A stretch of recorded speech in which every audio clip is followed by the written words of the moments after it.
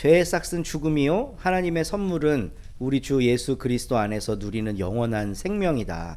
이거 뭐 필수 암송 구절 중에 하나죠. 로마서에서 가장 중요한 구절입니다. 죄를 지으면 죽는다. 근데 하나님은 우리에게 생명을, 영원한 생명을 선물로 주신다. 이 논리가 바울 로마서 전체의 핵심 중의 핵심입니다. 원래 우리는 율법 때문에 죽어야 돼.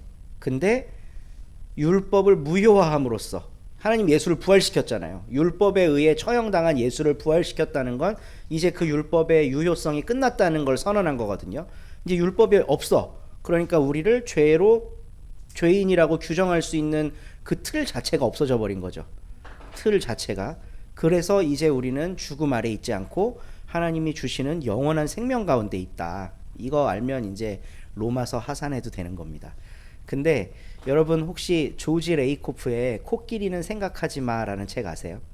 네, 아주 유명한 책이고 저도 이제 대학원 들어가자마자 문화학 공부할 때 이제 교수님들이 추천해 갖고 아주 재밌게 읽었었는데 지금부터 제가 숙제를 하나 드리겠습니다. 코끼리를 생각하지 마세요.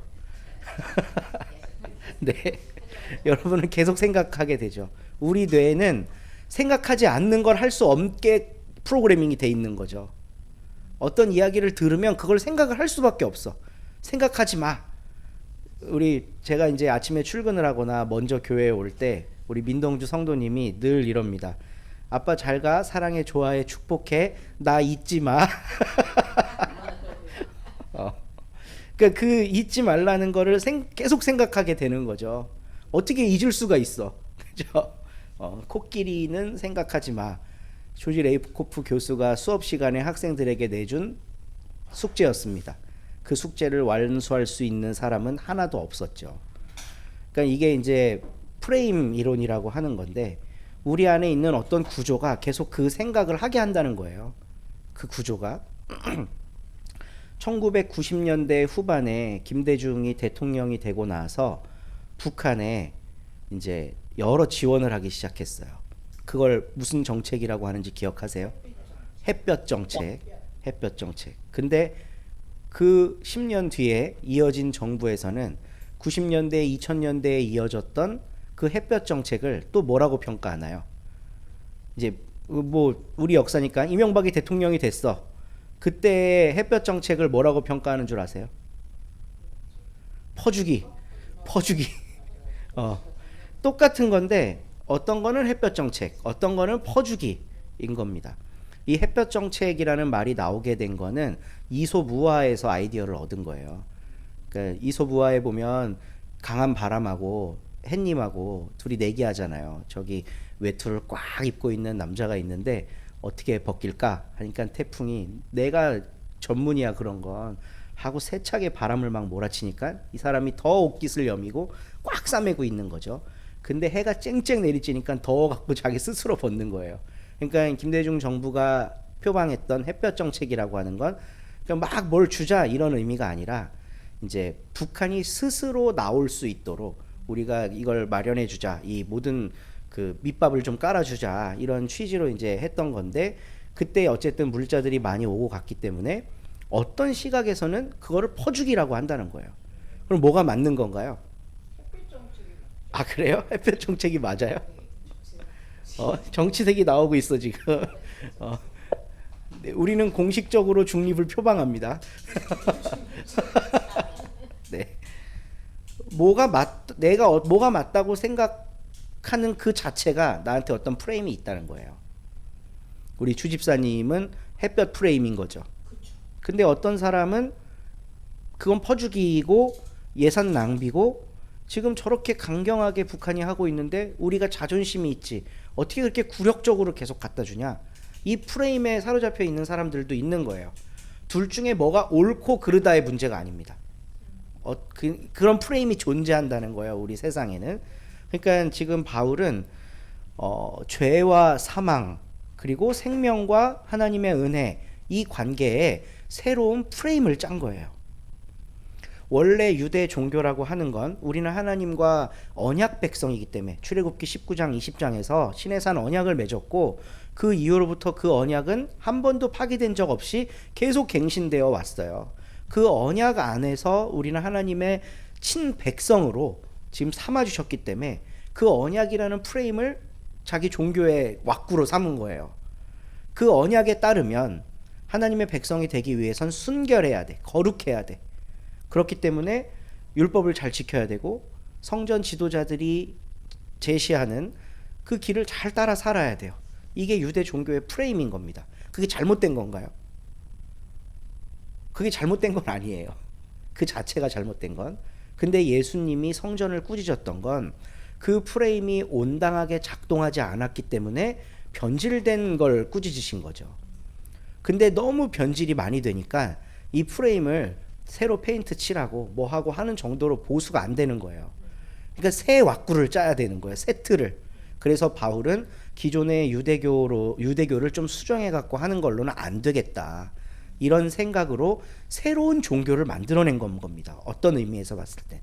그 새로운 종교에는 예수가 계신 거고 그 예수가 십자가에서 죽으신 그 사건을 우리 모두를 위해 우리 모두의 죄 때문에 죽은 율법이라고 하는 유대의 원래 프레임에 의해 희생당한 거라고 규정을 하고 예수를 부활시키심으로써 정말 그 프레임이 잘못됐던 거구나.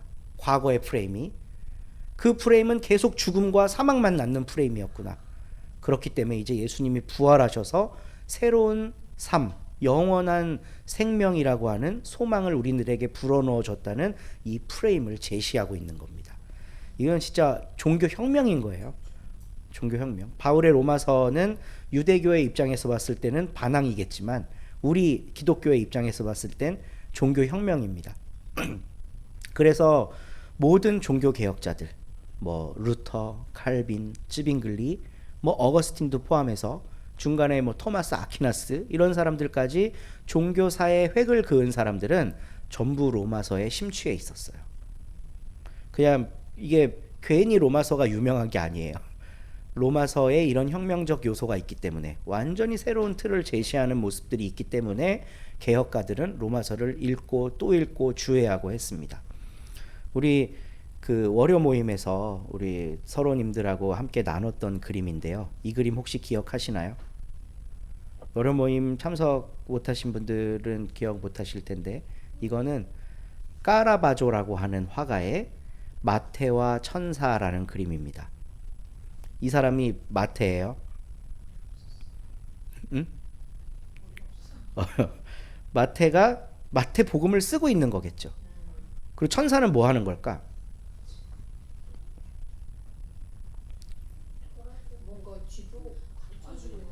도와주는 거. 우리 민동주 성도님의 마음을 지금 보면 마태의 눈에는 두려움이 가득해요. 내가 하나님의 말씀을 지금 쓰고 있는데 이거 한 글자라도 틀릴까 두려운 마음이 있어요. 그러니까 내가 쓸 수가 없어. 그러니까 결국 성령이 보내신 천사가 내 손을 잡고 직접 쓰게 하는 거예요. 축자 영감설 같은 거죠. 이 그림을 까라바조가 왜 그렸냐 하면 교회에서 부탁했습니다. 이때 교회는 로마 가톨릭 교회예요. 로마 가톨릭 교회가 성도들에게 하나님의 말씀에 경외감이 들도록 그림을 한번 그려봐라 라고 주문을 해요. 그러니까 까라바조가 이렇게 그림을 그리면서 스스로 아주 흡족해 했습니다. 두려움으로 말씀을 적고 있는 마태의 모습을 그린 거죠. 근데 이 그림이 퇴짜를 당합니다. 다시 그려! 어디 그 신성한 천사랑 몸을 닿고 남녀가 유별한데 여자랑 남자랑 이렇게 손잡고 있는 것처럼 이렇게 불경스럽게 보이잖아요. 그리고 하나님이 막 위에서 명령하는 것처럼 보여야지 이렇게 친근하게 와서 있고 이러면 경외심이 안 든다는 거예요. 말씀에 대해. 다시 그리라고 빠꾸를 시킵니다. 그래서 다시 그린 그림이 이 그림이에요. 마태와 천사. 네, 이제는 그 터치가 없어요. 그리고 하나님의 말씀을 전하는 전달자는 위에 있어요. 마태의 눈동자는 똑같습니다. 두려움에 가득 차 있어요. 한 글자라도 놓칠세라 이 위에서 내려주시는 말씀을 꼬박꼬박 적고 있는 겁니다. 이 그림을 보고 그러니까 교회 지도자들이 흡족해했다 그래요. 이 정도는 돼야 교회가 가오가 서지. 이렇게 권위 있는 말씀을 전했다고 해야 그래, 딱 이게 우리가 성경 말씀을 이야기할 때 성도들이 감동하는 거야 하고 이 그림을 선택했다고 합니다. 근데 우리가 너무너무 사랑하고 좋아하는, 우리 맞죠? 저만 사랑하는 거 아니겠지? 렘브란트는 카라바조의 이 그림을 보고 몹시 불편했나 봐요. 그래서 마태와 천사라는 제목으로 그림을 그립니다.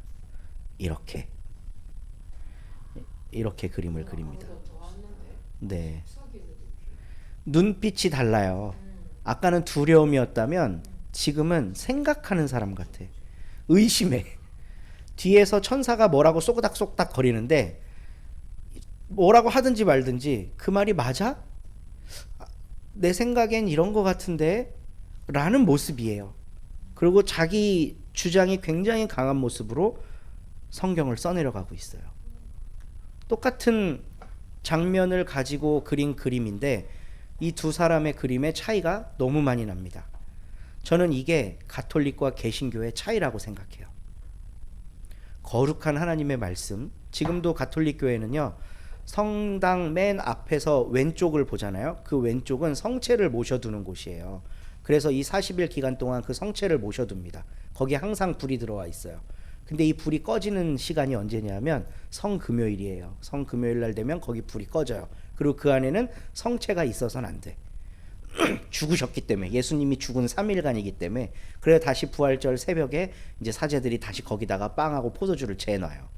그러면 40일 동안 소진하지 못했던 그 포도주와 빵은 어떻게 해야 될까? 직전에 다 먹어야 돼요. 나눠주거나 빵은 나눠줄 수 있어요. 근데 포도주는 안 나눠줍니다. 주님의 피를 떨어뜨리면 안 되기 때문에. 그러니까 우리로서는 이해하기 어려운 그런 종교적인 신비스러움을 계속해서 추구하고 있죠. 우리는 그거를 못 견디고 나온 거고요.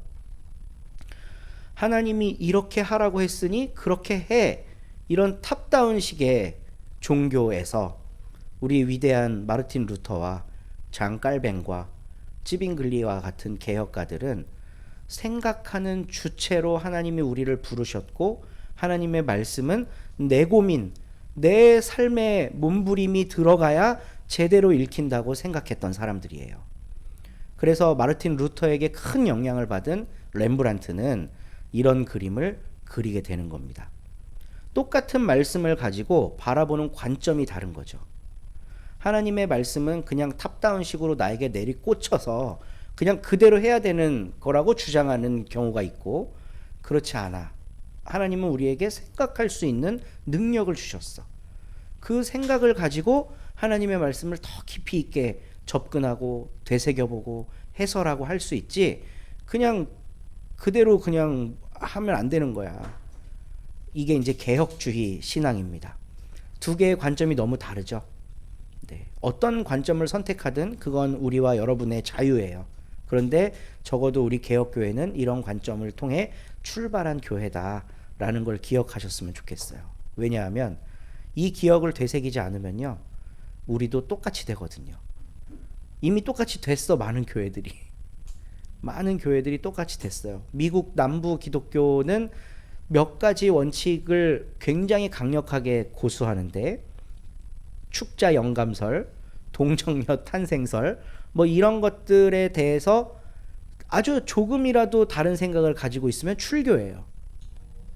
미국 남부 침례교도들은. 네. 근데 그렇게 된 배경이라는 게 있습니다. 왜냐하면 그 미국이 처음 세워질 때는 학교가 없었어요. 그러니까 그 영국에서 공부한 목사 사제들이 들어와 갖고 가르쳤어요. 그러니까 미국에서 태어났어도 목사하고 사제하려면 다시 영국 가야 되는 거예요. 그래서 세운 학교가 하버드, 프린스턴, 예일이에요. 지금의 아주 유명한 미국 파락군 하버드, 프린스턴, 예일이 다 목사 신부 양성 기관소였습니다. 근데 영국보다 더 좋은 학교를 만들자는 꿈을 갖고 세운 학교이기 때문에 얼마나 고퀄리티로 교육을 시켰겠어요. 지금도 명문대지만 그때 당시에 하버드, 프린스턴, 예일은 진짜 미국 최고의 인재들만 가는 곳이에요. 특히 신학과 같은 경우는. 그래서 거기에서 공부하고 나온 사람들이 대부분 북쪽에 있으니까, 이 학교들이 동북부 지방에 있잖아요. 북쪽에 있는 교회들은 설교 시간이 논문 발표 시간이었어요. 그러니까 논문 발표 시간. 목사가 일주일 내내 연구해갖고 한 편의 논문을 내가 그걸 하지 않으면 사명을 못 한다고 본 거예요. 근데 일반 성도들, 특히 남부에 있는 사람들은 그런 교육의 혜택을 받지 못했는데 여기에 대한 반작용으로 반지성주의 운동이 미국에서 일어나요. 반지성주의 운동. 그래서 그때부터 개그맨 같은 목사 막 나오고 신학교육 안 받은 목사가 나오는 거예요. 아니 저렇게 재미없는 예배를 우리가 1시간 2시간 동안 왜 드려야 되냐, 일주일 내내 피곤한데 예배도 개혁해야 된다, 이래서 개혁해서 나온 게 반지성주의입니다. 그래서 미국 남침례교단은 신학교육 안 받아도 목사 돼요. 조엘 오스틴 같은 사람 신학교육 근처에도 안 갔어요. 잘 되는 나 이런 거 쓴 사람들, 그러니까 신학교육 안 받고도 다 목사 되는 거예요. 근데 여기에서 이분들이 만들어낸 대원칙이 뭐냐면 성경 모호설, 축자영감설, 동정녀 탄생설, 이런 거를 그냥 받아들이면 되지 뭘 그걸 갖고 신학적으로 고민하냐라고 하는 기조가 그때 생겨난 겁니다. 근데 한국에 온 선교사님들의 대부분은 그 영향을 받고 오신 분들이에요. 그 영향을 받고. 그래서 그 미국에 있는 좋은 학교들에서 공부하고 뭐 이랬던 분들이 선교사 갈 리가 없죠. 그러니까 그분들은 연구하고 뭐 이렇게 했겠죠. 그래서 이제 막 열광주의, 기도운동 이런 거에 영향을 받은 분들이 한국으로 와서 한국형 개신교가 탄생이 된 거예요. 그러니까 우리들에게도 여전히 그 뿌리가 남아있는 거죠. 그냥 밑도 끝도 없이 믿으면 돼. 근데 제가 왜 이걸 계속 강조하냐면 우리 개혁교회는 그렇게 출발하지 않았다는 거예요. 이 그림이 너무 잘 설명해 줍니다. 지금 목사가 나한테 무슨 말을 해, 부흥 강사가 나한테 무슨 말을 해, 이게 맞아? 고민하는 게 개혁교회의 신앙입니다. 그 고민이 우리 안에 일어나기를 간절히 바라봅니다. 그럴 때 우리는 바울이 로마서를 쓴 그 이유, 목적에 접근할 수가 있어요. 바울은 지금 새로운 관점을 제시하고 있습니다. 유대교로부터 기독교라고 하는 완전히 새로운 판, 이 세 판에 동조하는 사람들이 교회를 이룬 거예요.